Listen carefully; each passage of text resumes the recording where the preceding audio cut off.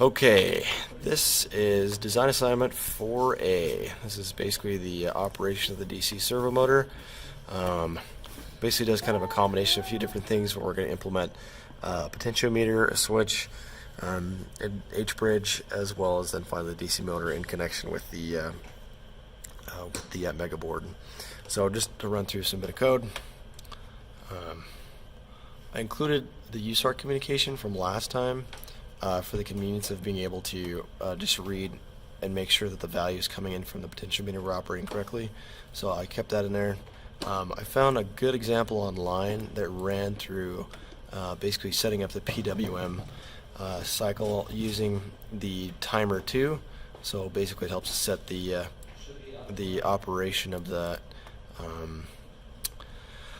timer of when it gets cleared using the fast PWM mode, and as well as the type of waveguide. So again, the fast PWM mode, fast PWM node, and then as well as the prescaler that's set up here. I set it as large as I could, so we'd have a bit of a longer period. So use the full 1024 prescaler. So then my top value, meaning I'm just basically taking advantage of the entire timer at this point, and then I'm varying the output compare register B as that with respect to the value that's currently coming in from the analog read, which I'll show you here in a sec.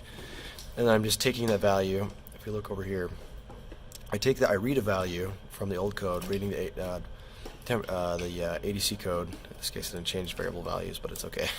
I use the ADC, I read it inside, and then divide it by 4. That's relative to basically down converting that value from the 10-bit number to an 8-bit number, right? So in other words, from 1024 down to 255. So in this case, we just divide it by 4, and it gets us the value we want. So then I just print it for my convenience, and then sets it to that register. So meaning it sets how long that cycle is going to occur.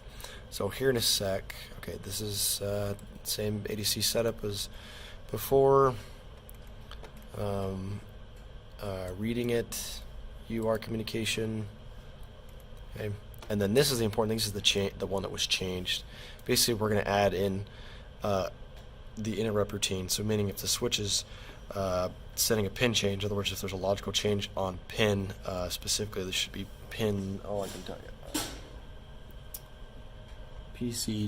PC2, a change on PC2 occurs, then it'll flip the direction register for output D, which is actually what I'm used for my PWM. So meaning it's going to turn it off or on depending on which how many times the logical interrupt has occurred. So there's that. There's the code. Let's go ahead and get plugged in. Here. Okay, I'm gonna get my power supply turned on. Board should be good. They already initialized. I'm not sure though. Nope. Okay, this is good. Let's run it.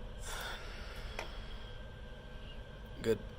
It's writing, thinking about it. Okay, well, let's go on. I'm going to go ahead and open up the data visualizer. I'm going to pull out the COM port so I can actually look at the virtual. This is kind of nice. It already has the embedded debugger. But here's our value. Okay, here's the schematic. All right, so we have that mega. Two things here. The switch is being used for a pin change interrupt to occur. Here's the potentiometer that's providing us a value. I basically just set it from 5 volts to ground, right? So it reads from 0 to 1024, and that's input over here. And then that value is then set here to the top of our motor driver over here. Okay, going over the motor driver, there's a couple things that's important. Number one, right? We basically just have a single input that's provided, and we use our ground, our shared ground between all of the devices. But the important thing is that the voltage here that's being used to actually output to the motor here was never related directly to the mega chip, so it prevents it from overcurrent and burning it up.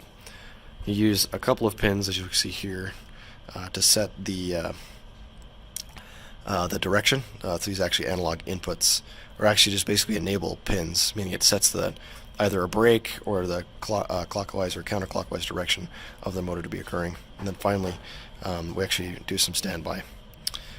Okay, so I'm going to go ahead and turn this on. If I rotate this, we should get some voltage, and the motor will turn. It's got a little flag on it, so it's rotating. And then lastly, I'm going to go ahead and flip the switch. Turns it off. Flip it again. Turns it on. And then I can get this baby really going if I turn it up real high. And what's cool is we can now actually just read those values over here on the terminal. I'm going to oscillate a little bit. Hey, there you go. Cool. Anyway, that's it. Thanks for watching.